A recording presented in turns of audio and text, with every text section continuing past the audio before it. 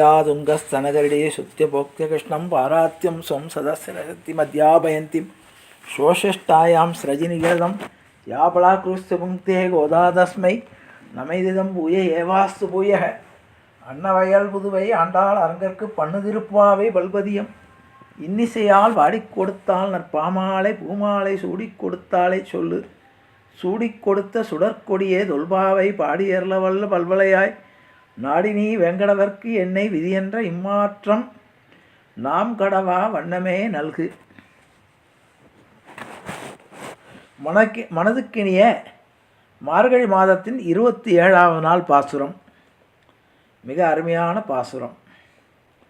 கூடாரை வெல்லும் சீர் கோவிந்தா உந்தன்னை பாடிப் பறைகொண்டு யாம் பெரும் சன்மானம். நாடு புகழும் பரிசினால் நன்றாக சூடகமே தோல்வளையே தோடே செவிப்பூவே பாடகமே என்றனைய பல்கலனும் யாமணிவோம். ஆடையுடுப்போம் அதன் பின்னே பார்ச்சோறு மூட நெய் பெய்து முழங்கை வழிவார கூடியிருந்து குளிந்தேலோ ரப்பாவாய். நேற்றைய தினம் ஆளிநிலையில் இருக்கும் ஆளிநிலையாய் அருளேலோ ரெம்பாவாய் என்று நேற்றைய பாசுரத்தை நிறைவு செய்த நாச்சியார் இன்றைய தினம்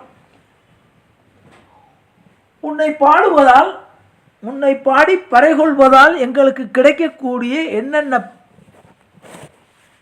பரிசுகள் கிடைக்கும் என்பதை அறுதியிட்டு கூறுகிறாள். கடவுளை உன்னை தினத்தனம் திருப்பள்ளி எழுச்சி உனக்கு பாடி இருக்கிறோம். உன்னுடைய அருள் இருந்தால் என்னென்னவெல்லாம் கிடைக்கும். கூடாரை வெல்லும் சீர் கோவிந்தா. கூடாரை வெல்லும். பெருமாளுக்கு உண்டான ஒரு பெரிய குவாலிஃபிகேஷன் என்னன்னா, அவன் கூடுபவரிடம் தோற்று போவான். அவனை கூடாமல் எதிர்ப்பவர்களை ஜெயிப்பான். அதான் கூடாரை வெல்லும். அது எப்படி கூடுபவர்களிடம் ஏன் தோற்று போகிறான்? அழகாக முன்னால் பார்த்தோம். கண்ணினொன் சிறு தாம்பினால் கட்டுண்ண பண்ணிய பெருமாயன். ஒரு சின்ன கயிற்றில் கண்ணி நுண் சிறு தாம்பு. அப்போ அந்த கயிறு எவ்வளோ பொடியாக இருக்கும். அப்படிப்பட்ட கயிறை கொடுத்து கட்டுண்ண பண்ணிய பெருமாயன். அந்த கயிறில் கட்டுப்படுவானோ. அது என்ன கயிறுனா வேற ஒன்றும் இல்லை, அன்புங்கிற கயிறு, பக்திங்கிற கயிறு. பகவான் அதுக்கு கட்டுப்பட்டவன்.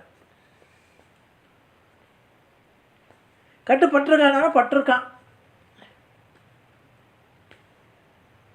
இந்த மகாபாரதம் யுத்தம் நடக்கும்போது இந்த யுத்தத்தை நிறுத்தணும்னு கிருஷ்ணன் பலமுறை போய் தூது போனான், தெரியும்.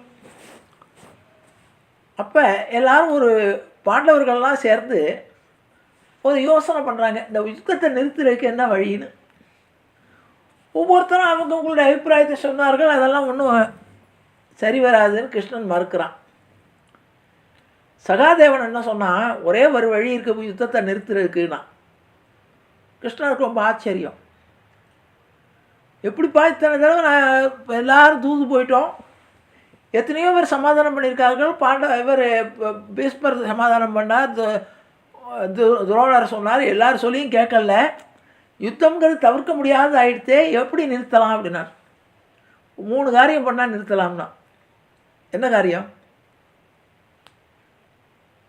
4 காரியம் பண்ணால் நிறுத்தலாம்னா.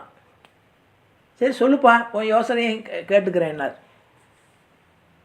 இந்த அர்ஜுனன் இருக்கானே, அவன் காண்டீபத்தை வச்சிருக்கிறதுனால அதுக்கு வேலை கொடுக்கணுங்கிறதுக்காக யுத்தம் நடத்துறது ரொம்ப ஆர்வமாக இருக்கான்னா.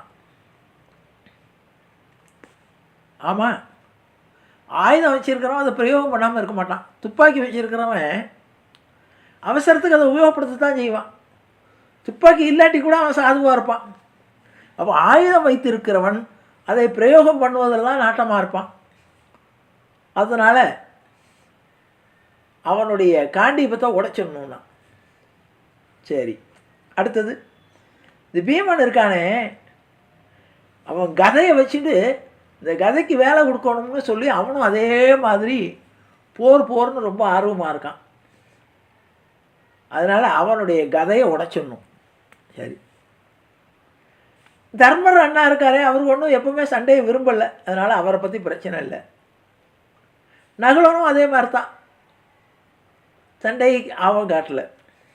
அப்புறம் இந்த திரௌபதி இருக்காளே, அவத்தை அடிக்கடி தன்னுடைய தலையை விரித்து விரித்து போட்டு காட்டி எங்களை உசுப்பேற்றிட்டு இருக்கா. ஆகவே அவளுடைய அது சபதம் வேறு பண்ணியிருக்கா, துரியோதனுடைய இரத்தத்தினால தான் என்னுடைய கூந்தலை நனைத்து முடிவேன்னு இருக்கா. ஆகவே விரித்திய கூந்தலோடு இருக்கா, அவளோட கூந்தலை கட் பண்ணிடணும்.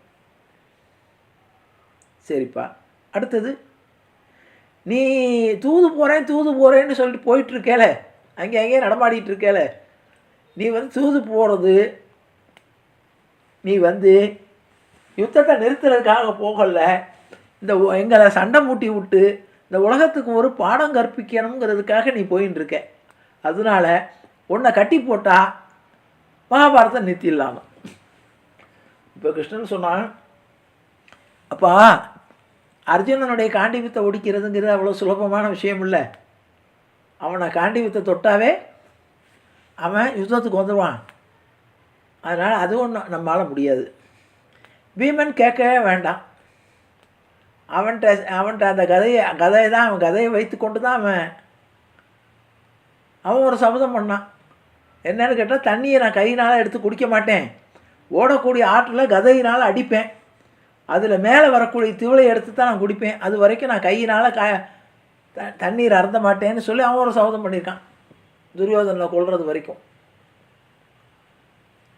அதனால் அவனோட கதையை பிடுங்கிறதோ கொல்றதோ பிடுங்கிறதோ இதோ நடக்காத காரியம்.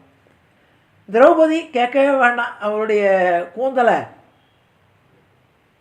ஏற்கனவே அவனுடைய கூந்தலை பிடித்து இழுத்து கொண்டு வந்ததுனால தான் யுத்தமே காரணம். நீ மறுபடியும் அவள் கூந்தலை நறுக்கணும்னு சொன்னா அதுவும் நடக்காத காரியம். ஒன்றே ஒன்றுனா, உங்களுக்கெல்லாம் சேர்ந்து கிடைச்ச இழிச்சவாய் நான் தான், என்ன வேணால் கட்டி போடுதுண்ணா, என்னை கட்டி. அப்போ சகாதேவனுக்கு ரொம்ப சந்தோஷம், அவன் உன்னை கட்டி போட்டால் எல்லோரும் அடங்கிடுவானுங்க, நீ தான் அங்கேயும் இங்கேயும் போகிறேன் வரேன்னு சொல்லிட்டு மேற்கொண்டு ஏற்றி விட்டு எங்களை சண்டையை நடத்தி உலகத்துக்கு ஒரு புவிவாரம் தீர்க்கணும்னு நீ முடிவு பண்ணிட்ட அப்படின்னா. சரி வாப்பா, நம்ம 2 பேருக்குள்ளே முடிவு பண்ணிக்கணும், அறைக்குள்ளே கொண்டு போயிட்டான். கையில் கயிறை சகாதேவன்கிட்ட கொடுத்தாச்சு. கிருஷ்ணன் கதவை பூட்டிட்டு கிருஷ்ணன் உள்ள எல்லா இடத்துலையும் கிருஷ்ணனை காட்சி கொடுத்தான். எங்கே பார்த்தாலும் கிருஷ்ணன், அங்கே தூணில் பார்த்தா ஒரு கிருஷ்ணன், பக்கத்தில் ஒரு கிருஷ்ணன், எந்த கிருஷ்ணனை கட்டுறது? சகாதேவன் பார்த்தான், ஆகா இவனை கட்ட முடியாது, ஏற்கனவே மாயனை மண்ணு வடமதுரை மைந்தனை அப்படின்னு மாயங்களில் கட்டிக்காரன், இவனை கட்டணும்னா சாதாரண கயிறை வைத்து கட்ட முடியாது. அப்போ என்ன பண்ணுறதுன்னு யோசித்தான். தன்னுடைய மனதுக்குள்ளே கிருஷ்ணன் நினச்சிட்டான். மனசுக்குள்ளே கிருஷ்ணன் நினச்சின்னு தன்னையே கட்டி கொண்டான் கயிறுனால. கட்டின உடனே எல்லா கிருஷ்ணனும் கயிறுகளை கட்டுப்பட்டு நின்னான். இப்போ கிருஷ்ணன் கெஞ்சினான், அப்பா சகாதேவா என்னை விட்டுடுனான்.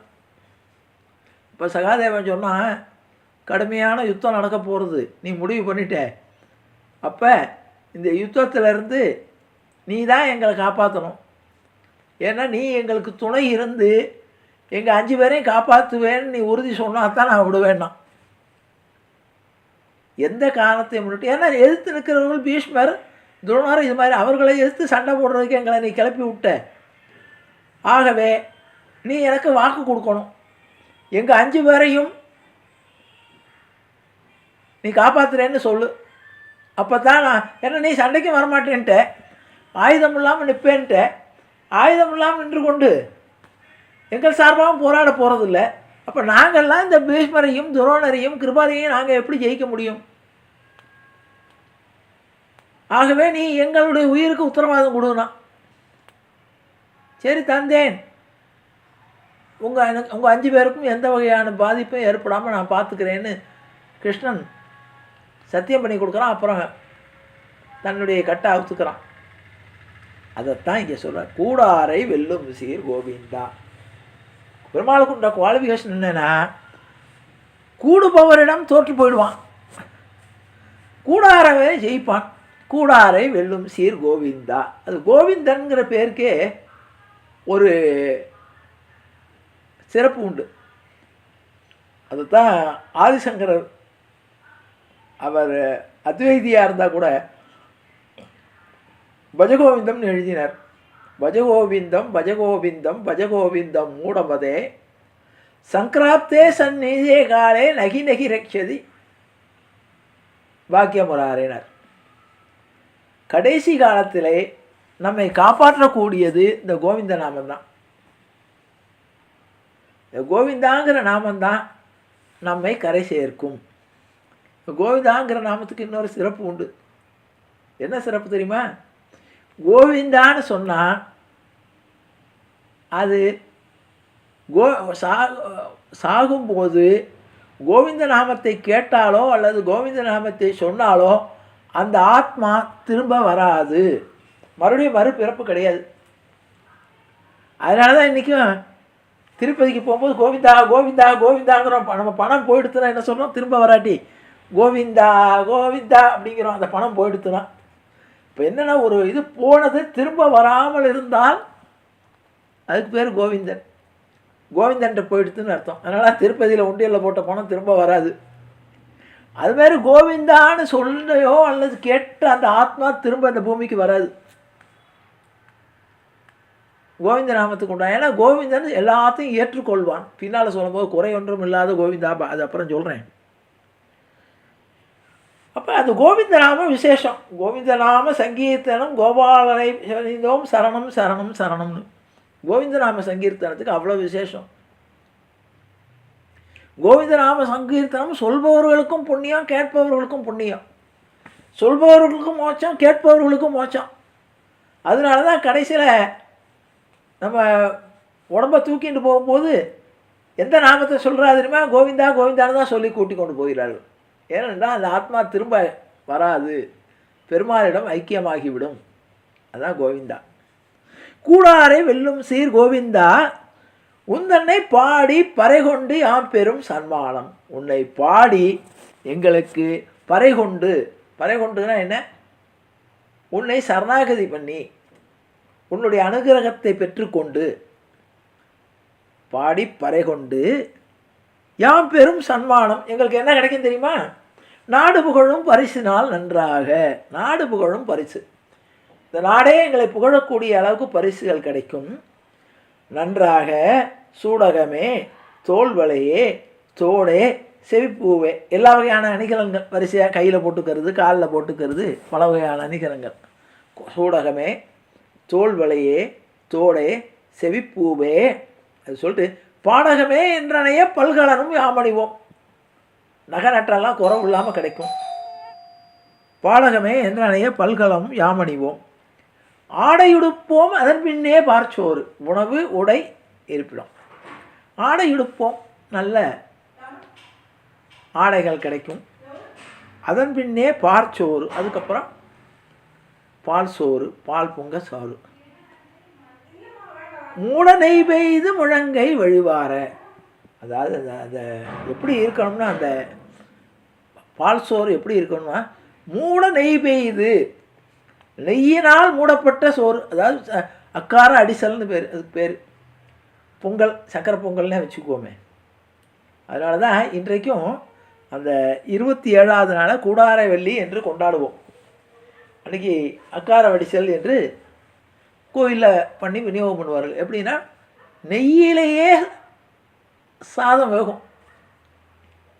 எப்படி நம்ம தண்ணீரை ஊற்றி சாதத்தை பொங்க வைக்கிறோம்ல, அதே மாதிரி நெய்யினால் அதை எப்படி நான் அதை எப்படி ஆண்டாள் ருசிக்கிறான், ஆண்டாளுக்கு தத்திரமே தெரியாது. அவளுக்கு நிறைந்தேலோ தான் அவட்டு, எல்லாமே நிறைவு தான் அவட்ட. ஆண்டாள்கிட்ட குறை ஒன்றும் இல்லை.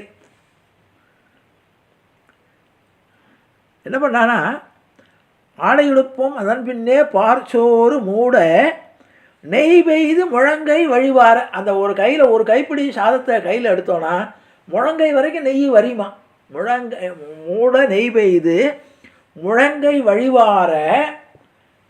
அவ்வளவு ருசியாக இருக்கக்கூடிய அந்த அக்கார அடிசலை எப்படி சாப்பிட்ணும்னு கேட்டால் கூடியிருந்து குழந்தைகளோ ரொம்ப வாய்.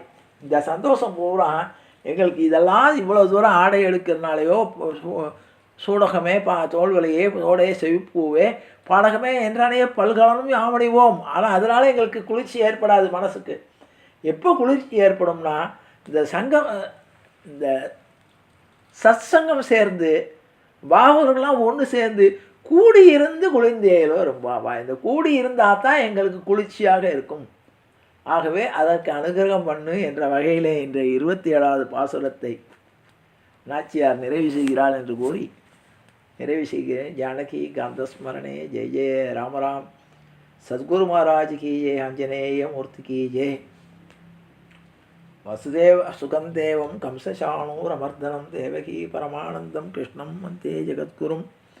ராமாய ராமபத்ராய ராமச்சந்திராய யசசே ரகுநாதாய நாதாய சீதாயா பதே நமக. கிருஷ்ணாய வாசுதேவாய தேவகி நந்தனாய ஜெய நந்தகோபகுமாராய கோவிந்தாய நமோ நமக.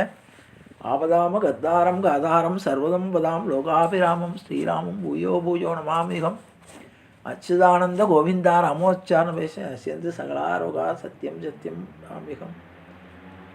காயேன வாச்சா மனசேந்திரியைர்வா புத்தியாத்மனாபா பிரகிருதே சுவாபா கரோமி யத்யத் சகலம் வரஸ்மை ஸ்ரீமான் நாராயணாயிதி சமர்ப்பயாமி. கோவிந்தநாம சங்கீர்த்தனம். கோவிந்தா ஹரி கோவிந்தா.